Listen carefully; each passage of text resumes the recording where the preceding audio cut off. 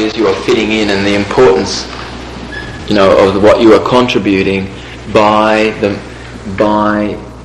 the usefulness of the information that you are receiving or that you're giving out.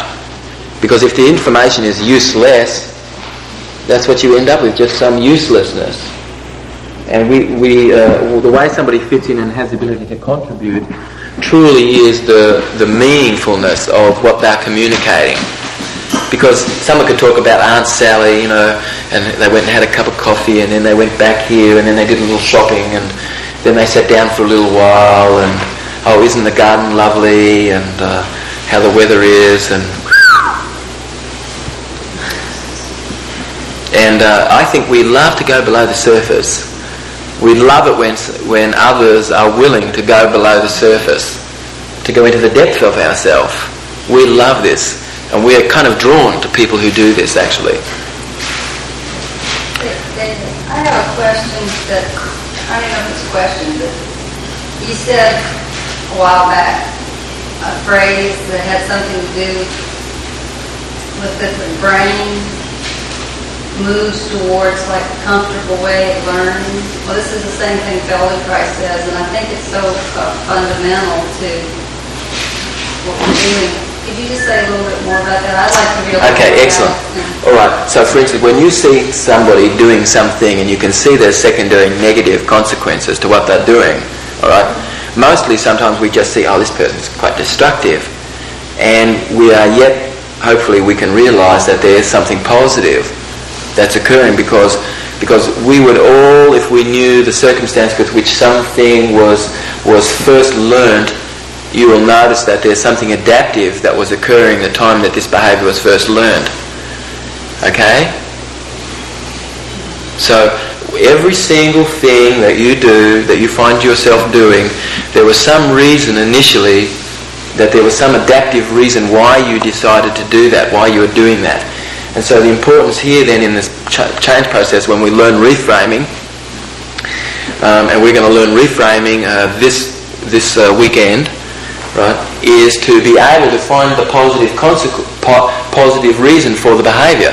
So, for instance, over the last few days, I did a couple of people who were interested in smoking cessation, and it was important that I was able to find 3 other ways that this person could easily have the benefit that they gained from smoking, so that there was something to take the place, in fact, of smoking, because this person did smoke in the past because there was some gaining, there was some benefit. The person really was benefiting. So the main thing is that, sometimes you can say something and it's really missed the bus. It's really missed the bus. Well, that's okay, because you can know that people just shunt out stuff that's useless and really attracted to stuff that they think they can, use. And so you can be sure people will be doing that. Human beings are the most hardiest organisms I know. The what? Most hardiest life organisms that I know, Alec. I have seen human beings endure the most intense things that I think another life force would find very difficult. I think human beings are the most hardiest life force, intensely hardy. And so people just naturally, their brain is designed in such a way that it moves toward what's most comfortable. And this is naturally occurring, actually. So, something, sometimes I'll mention something, right? And the person says something which is just totally telling everybody else maybe that they missed the bus, but I know they didn't. There's no way they could have. Because what they're saying is just a representation of something else. What I've said is meaningful and has meant something to the person. And that does go in. Because if the brain is seeing that, this is an easy way to do this, it doesn't matter what else comes out. Like, let's say the person's polarising with leadership, and so they say something, or whatever. And then sometimes we're kind of going with what the person says without realising, hey, wait a minute, what was said before made perfect sense, and that's okay. It doesn't matter what else was said. What was said made perfect sense, and that's it.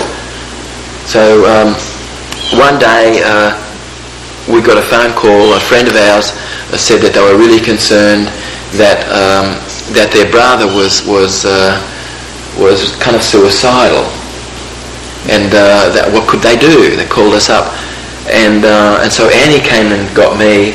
And then I asked this person, I said, well, what has your brother said? What has Andrew said? And our friend said that her brother Andrew had said to them that he didn't think that he was getting well. And when I heard that, I said, oh, everything's okay. Because he said he didn't think things were getting well. And getting well was what he was about. If he'd said things are getting worse by the moment, right, then we'd kind of be concerned. And when I heard him say, things are not getting better, that's okay, because there's really no such thing as negation in our primary experience. We'll be learning this, and we'll be going over it. So what you're saying, by him saying it's not getting better, but it's really not getting worse either, otherwise he would have said it's getting worse. And he's sort of maybe at a place, but he's there, he's not... Yes, because what were the words in his description? Getting better. Exactly. I mean, he did say, I'm not getting better. He did say, I'm not getting better. And, getting better was what the way that the representation was. If he'd said, I'm getting worse by the moment, we really kind of, would have been a need for us to be alerted. Okay.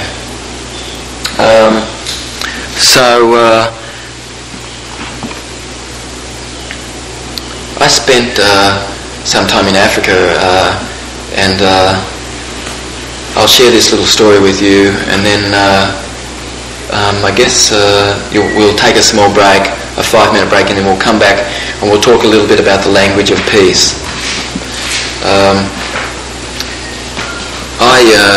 I spent some time in Africa, and whilst I was there, I witnessed a massacre of people.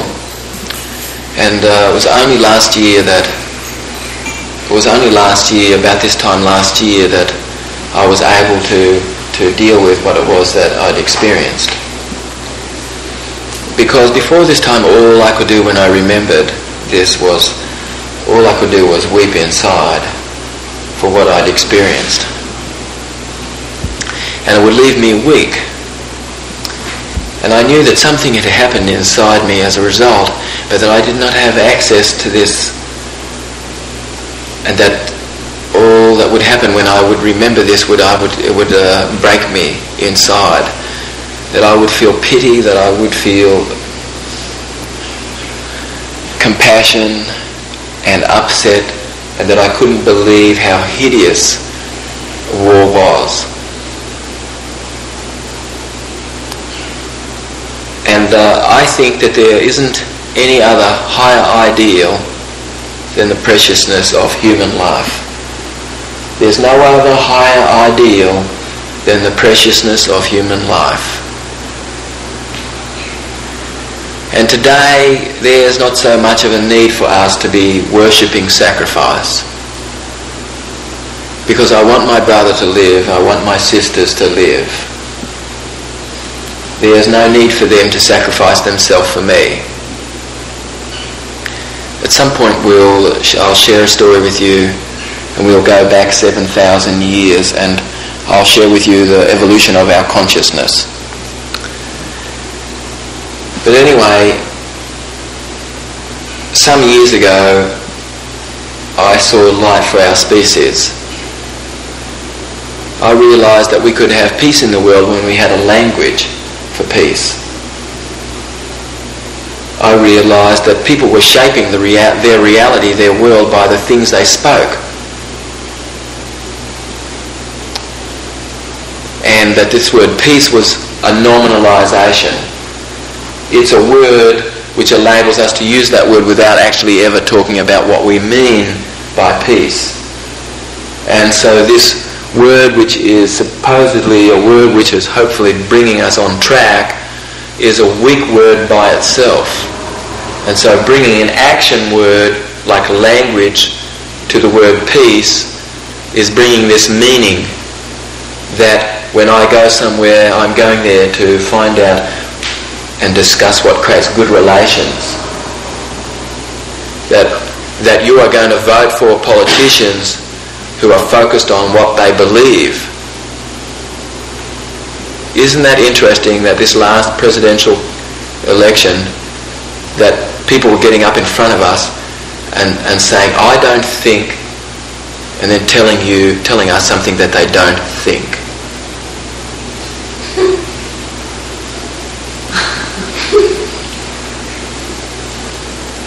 Isn't that interesting that we were voting for politicians who were getting up in front of us and saying, I don't believe, and then taking our time to tell us something that they don't believe.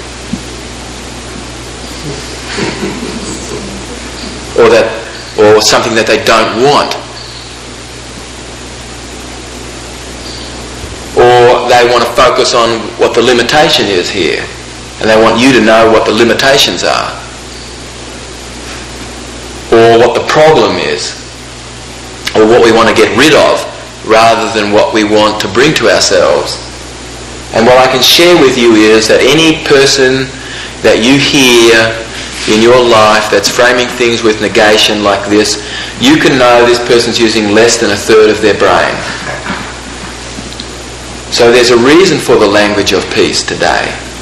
This understanding, which is an expansion of consciousness, is the realization today that you have the use of all of your brain when you're able to language things positively. And that we've moved through the age of aversion. And that we're moving into an era of enlightenment. And that this information that I'm sharing with you is an expansion of consciousness. All the sages of the ages have understood this in a way, yet all the language of these sages has not yet reflected this.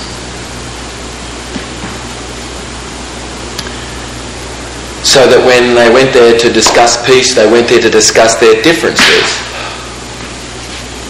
not our similarities, not what we have in common with each other. They went there to discuss what we don't want. And they went there to discuss what disruptions there's been, not what harmony there is, and what we want, and what creates good relations. Because there's no such thing as negation. If someone wants to get me on television to talk about weapons, I slowly would switch the conversation to what creates good relations. I certainly would move away from that, because I'm not going to give lip service to something which I'm not about, because we're just freshening this, and that's all. Because the words that you speak have a physiology. You live what we speak here, and you speak what you live next, and that each word you choose has a physiology. Okay, let's take a break and we'll come back and I'll share a little bit more about the language of peace. When somebody is joking about something that's actually negative. And this takes the place of the pleasure center, actually. Because what's most important is that we're knowing what's too much and what's not enough, what's too much and what's not enough, and that we're striking a balance. A chillest sort of what? The mania part of the mania in the manic depressant, the mania is characterized by a cheerless kind of a happiness. So the mania is taking the place actually of what pleasure would be doing actually in this person usually. So what they found was when they injected the person with lithium, right, it abolished the cheerlessness, but it didn't abolish the depression by itself. When you use the term cheerlessness, what do you mean? Let's say Dad is talking to his son about being a true athlete, but saying it with a smirk and with some indignation. Then that would be an indication somewhat that there's something else operating that's a cheerlessness actually that's occurring, where somebody is joking about something that's actually aversive. It was something that's destructive to him, is what you mean. Like oh, I drunk myself sick last night. Okay, I got you. Yes. Well, you're laughing about something destructive that you did to yourself. Yes, right? a cheerlessness. It's really We all know the difference between humour that's coming from our basic goodness and humour that's based on a cheerless kind of a happiness, actually. In this example you're giving with manic depressive, some forms of mania don't really rely on humor so much as they're just the person goes into some type of a state of really being high, and they do things that seem to be out of character, or out of hand. They suddenly just decide to go have lunch in San Francisco or New York, get on an airplane and go have lunch or something like that. Just feeling, and everybody on the plane loves them. They're buying drinks for everybody, stuff like that. Would that be an aversive form of humor, or is this a different state of that mania?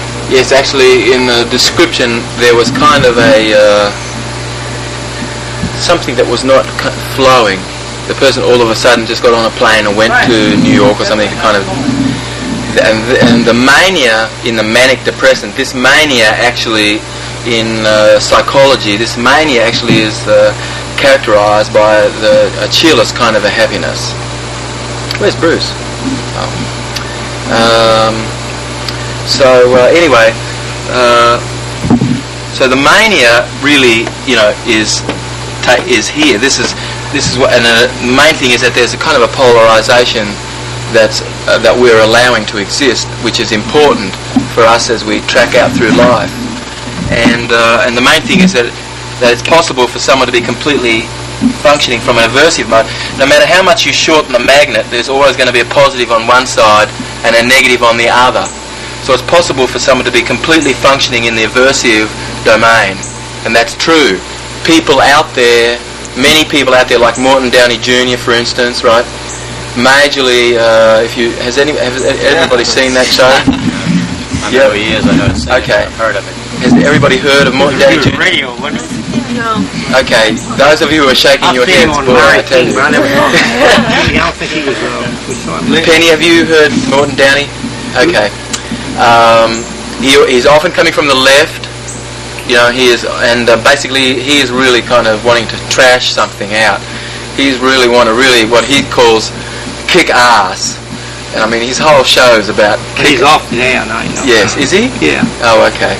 I'm not surprised that he's off the air, because it was very like it was quite a rabble, I used to watch it a little bit because I wanted to see about the laws and things that were happening. How could you survive in this unruly, situation?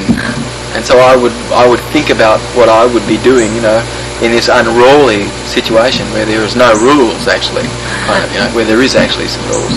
Yeah. Mort would go and stand behind the flag, and then he would, say something, and very interesting. Anyway, when you're using the term mania, are you applying it just to manic depressives? Yes, the mania part of the depression, manic depression. The mania is the cheerless. I know. This is the taking the place of the septal region, actually, in our makeup. Isn't that a chemical imbalance in the brain? Yes, a behavioural. So now the physicians treat it in a way that it's a chemical. And what we are teaching you is how can you go about accessing a resource in someone that brings them back to the use of the septal region. Because there's a way through watching the person and your understanding of being able to use some universal experiences that the person's had that's bringing back their resourcefulness. What you're telling me is that a manic depressive can't function without taking lithium. Yes. My ex-wife is a manic depressive. Okay, and the reason why the mania is existing is because of the thought processes, basically. It's majorly the thought process, the way this person's thought about things that creates this. When anybody gets into deep SH1T, okay, it always is as a result of the thought processes that the person has been using. So what would you do for him? SH1T? Whenever somebody's in deep SH1T, I tell you it's because of the thought processes, that's all. And when you see someone who's really upset or really angry about something, my heart really goes out to that person, because if I were them and I had thought about the things the way they're thinking about things, I too also would be feeling the same way. And the only reason why there's something else occurring is because of the way I'm thinking. That's the thing. Anyway, this course very much is about brain processes and thinking styles. Very few people believe that they can choose their feelings. So what would you do about them? Okay, this is one of the distinctions that we're teaching in the Practitioner's Training, which is a distinction of whole brain functioning, which is this idea of feeling first, then hearing, and then seeing. We're going to be talking about the sequence of senses, and we're going to be doing quite a few exercises tomorrow, and you'll be learning some change techniques and things like this. The main thing is that when you are accessing resourcefulness in the person, and you're going to anchor that resourcefulness, that you are seeing that there is some degree of resourcefulness there, and you're going after that resourcefulness actually to create whole brain functioning. Yes, people can choose their feelings. However, you'll notice, Tanya, that sometimes a person's kind of feeling real upset, right? And they're choosing words, and they're really choosing their words carefully, and they've got a preference for seeing, and you notice that they don't have a preference for exiting into their body to sort out how they're feeling. And what we're saying is feel first, long before you see something. Basically what they're doing is stuffing their feelings. Yes, they're not exiting. Right. They're not exiting into their feelings. Instead of anger, they're stuffing. When I say they're not exiting into the feelings, I mean they're not having a preference. They're not having a preference for exiting into feeling. They have a preference for choosing words and stuff, but do they have a preference now, like long before they decide, well, now what words will I hear, what words will I use, that, you're developing resourceful physiology, and then you're listening, because then you're listening with whole brain functioning. How do you access resource? And are you speaking of accessing it from the other person, or accessing it from yourself? So for instance, I'm unclear about it. Okay, so the other day when we sat down with each other, right, I talked to you a little bit about skydiving, and I asked you, you're doing rel work in the sky with other skydivers, and we started talking about it, and I know this is really a resource, quite an intense resource. The experience itself was bringing back pleasurable feelings, and so one day I was to speak to a group, and I was going to speak to them about something that they had deaf ears for. In other words, there was a pervasive program that was running that there was a need for reprogramming in order for them to be able to hear what I was saying. And so I was really in need of developing a resource behind me before I went into that meeting, because people were basically, they had deaf ears for what I was going to say to them. They had already decided on a course of action, actually, and I was going to share with them something which really would show that this course of action was going to create quite some degree of harm, actually. And anyway, I really needed to have resources, so I thought about things in my life that I thought other people had said, well, I don't think you can do that, and I did it. And I felt really charged. I remember these moments in my life, and I brought them into the room. I felt resourceful, and it was important that I was resourceful when I was going to speak to these people.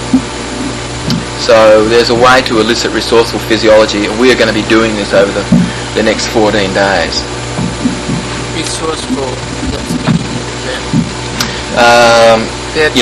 As much as I could create resourcefulness within them, I wanted to be able to do that, and certainly I needed to create resourcefulness in myself, because otherwise I wouldn't have use of all of my brain. You will know yourself when you felt inhibited or intimidated. Somebody intimidates you, right? You don't have the use of all of your brain, do you? Everybody has experienced this, actually. So it's important then that you're able to access resourceful physiology, in order to have the use of all of the brain. So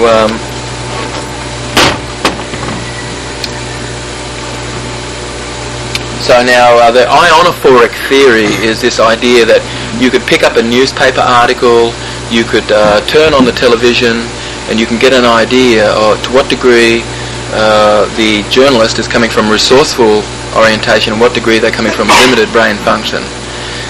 Because if I said, no, I won't, or I will not, which one sounds more negative?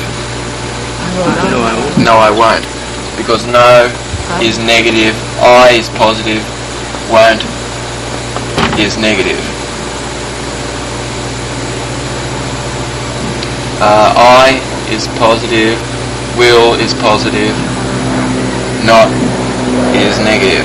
So even though they're both negative, one is much more negative than the other. So there was this father who gave birth to, had two children born that were joined. And I said to everybody, I wonder what the father is going to say about this incident, whether he'll come from a whole brain approach or whether he'll come from limited brain function. And the father came out in the press and said, my children are not freaks, they're just born with problems. The father could have said, my children are special, they've been born with special needs, and that we are learning about how to care for them. And that you would be knowing that this person is coming from whole brain functioning. Any person, like if you've seen on television someone who's been living in hell, like Ted Bundy, for instance, it's possible in the future to rehabilitate someone like Ted Bundy. So he's been executed, hasn't he? Yes. It's possible to recognise what's occurring in someone's psyche and in their makeup and develop an instrument that will enable people to determine to what degree Ted is using whole brain functioning and to what degree he's coming from limited brain function. The main thing I can share with you is that in the interviews that I saw, he was living with limited brain function because he was unknowing. He wasn't aware of what he was doing? When you say...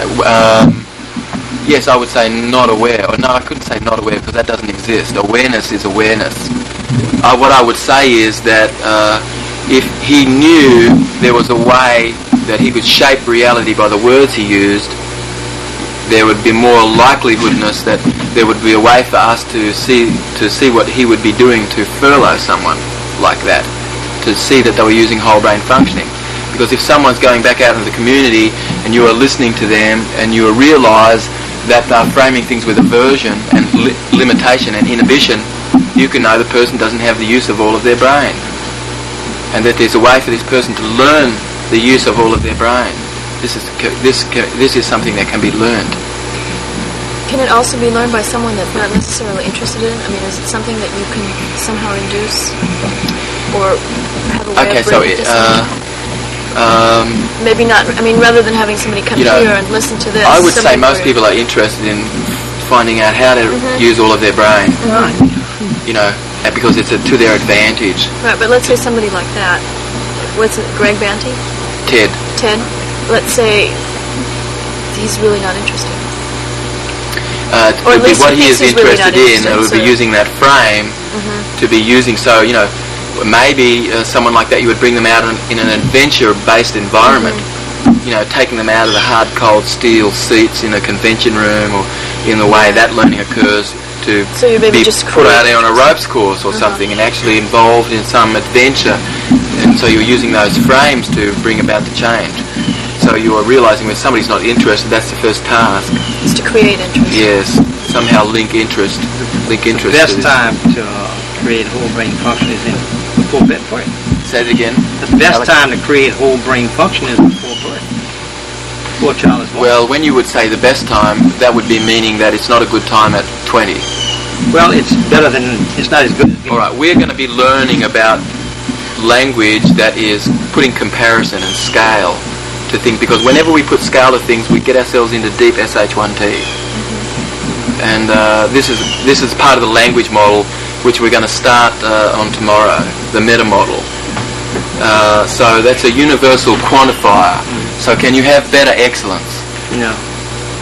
Right, because the more better excellence that you would have, the more dissociated excellence would be, really. Because excellence is excellent. Excellence, What about, this is a small house, and this is a large house. Somebody who's putting scale to things like this. And the minute that I would say, this is better than that, I mean, I've really started to enter into scale, and it might be generally the people are doing this out of habit, kind of, not so much because it's serving, and it always exposes deep structure. So we're going to be talking about universal quantifiers and that. What are your guidelines to what is not possible? Like schizophrenia, we just do accept that exists, do we? Okay, people exist. People exist. I would say schizophrenics don't exist, but schizophrenic behaviour may exist. But a person exists. But a schizophrenic, in the way I would language it, doesn't exist. I would say this is a person who may be acting schizophrenically. Well, medication controls schizophrenia, but doesn't control pills. Are you suggesting that NLP can take the place of whole brain function? I would say it's this person's behaviour much more than it's something out of a bottle. It's what this person's doing with their behaviour. Mostly schizophrenia, as we know, is kind of there's a splinter in the psyche. Something has created a splinter in the psyche where the person, generally these people have a defective pleasure behaviour. That's basically what creates it somewhat. There's a defective pleasure system. Sometimes because of the lack of stimulation, from birth onward. I mean, many things, right? The main thing is that this is, the way to get at this is something that's behavioural. And what can we do? This is what we're focused on. What is it that we can actually do to change things here? I think that's what our major focus is on. What behaviour creates dissociation? There's a schizophrenic fellow who kind of lives on the streets that we've become good friends with in New York City, and I've shared some things with him that's really helped him a lot. Putting a ring that he is really interested in on this finger is drawing him much more into an integrated state, because most schizophrenics are using this quadrant up here. They're using visual construct and they're using internal dialogue, and this is an introspective aspect of the behaviour. We're going to be learning this when we teach full body calibration. You'll be learning full body calibration. The main thing is, I'm talking away, or the schizophrenic's talking away, and basically they're constructing stuff. They're constructing stuff, and then they're talking to themselves about it inside their brain. And they're using this quadrant here rather than this quadrant, because this quadrant is actually what I visually remember seeing, and matching that in my head with what's on the outside here. And my ability to be able to sequence things, to plan things, and flow is happening over here in this quadrant, basically. And the schizophrenic is using much more this quadrant here, which is an introspective quadrant. So just putting a ring on this, a ring this person was really interested in, whenever he would look down over here, he's going much more into resourceful physiology, actually, and going a little bit more into flow, and actually again becoming connected to the external world. If you had him for a week, could you make him well? I would say that each time I see this fellow, I impart a little something, and the more that's there, the more likelihood it is that there's a way to pace this person back from where they are somewhat. Erickson really gives us a wonderful case study of a person who had talked word salad for 12 years or more. Talked what? Word salad. Word salad. Yeah. Like L. Ron Hubbard, quite a bit of his languaging is, there's a lot of word salad going on. Has anybody heard some of his tapes? Yeah, but yeah. Oh, we're going shopping because the moon's going to be coming out tonight, and I'm feeling really good at the moment. I think I really love the colour green because the doctor's not far away. Okay, that's word salad. been through genetic therapy. It works. Helps. Yeah. I would say let's hope that this is not becoming a dogma where people are following something without thinking about the process at all, where that you truly are left with your intuitive self actually to be making the decisions, and not necessarily that you would be following a dogma, and not also that you would have to think that you've got to learn this stuff, but that truly it's something maybe already inside you, and the possibility of not having to learn by repetition either necessarily, but that the possibility that there's something that's inside already, and how can we activate this actually? Well, so Erickson paced this person for maybe a week or more, or maybe even longer than that. So he would sit with this person, and he would hear what this person was having to say in the word salad, and then he would say word salad back. And this went on for about quite some time, and that he would spend an hour every day with this fellow, at developing rapport with this fellow. And because that's very important, because there's one principle that you're learning here, and that's the way to lead somebody somewhere else is to develop rapport with the person. There's no way that you could lead somebody anywhere unless you have rapport with them. So he spent all this time pacing. Finally, then he paced, then he led. And actually, this fellow eventually said, "Oh, come on, Doc." He said, "This is not making any sense at all." and then Erickson just slipped a little bit of language to him. Shared something about that, just very small, but then went into some more word salad, right? And slowly kind of started speaking to this fellow. And this fellow started speaking back to, and actually how it all happened, all of a sudden this fellow was really kind of, but the fellow was a little pissed off because Erickson was just there, and he was the only person speaking word salad back to this fellow. And then one day this fellow was not saying anything at all. He was just like not saying anything at all, because he realised it kind of didn't seem to be going anywhere at all. And that's when he said, "Oh, come on, Doc, this doesn't seem to be going anywhere," right? And so that was the first contact. And actually, you can imagine it to be like a radio, and we're trying to turn the station, and it's burp, burp, burp, burp, and then you can hear like a little bit of music, but burp, burp, burp, burp, and then you're just trying to get the tuning right, and burp. And actually, that's what Erickson was doing with this person's brain, waiting for the tuning fork to come back, actually, that would be the right oscillation, that would be the, "Oh, that's right." And so then the person's keyed in again with all of their memory and their ability to be able to speak. Hi, Zeph.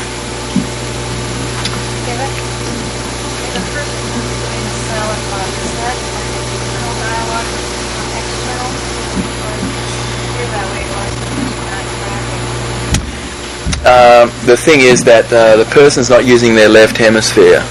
Majorly, the information is coming from the right hemisphere, and the right hemisphere is much more concerned with internal milieu. It's the left hemisphere which connects us with the external world by virtue of the language that we're sharing with each other here now, connecting you with the external world, and by virtue also because this hemisphere is what regulates motor movement. When I get up and I go walk over here, or I sit down or something like that, it's my left hemisphere that's involved in the sequencing of that. And when the person's totally coming from their right hemisphere, they're accessing more internal milieu, and the boundaries of self can be dissolved. So then their voice appears as if it's coming from outside, because it's the left hemisphere which enables me to perceive the boundary of myself here. And then when, if I'm feeling really averse, it's possible that I could go so much into myself that I'm in this hemisphere that I lose the boundary of myself. The boundary of myself dissolves completely. And so that then, even a voice inside my head sounds as if it's coming from the outside. Anyway, everybody should read the vestibular paper in the practitioner's manual during this training. and in that paper there's I think I talk a little bit about this, yes, in that paper actually. Okay, so it's a good idea to be framing things positively, be focused on what you want. If the topic was hygiene, then you would say, I would like to be hygienic. And somebody coming from limited brain function, you've heard them all before, they would say, I don't want to be unhygienic, to say, I want to be hygienic. And they run a word like want and don't together. I don't want. Wanting and don't. This creates confusion in the vestibular system in the brain, because they're totally something that's very foreign to each other. When you don't and when you want, so I don't want to be unhygienic, to say I want to be hygienic.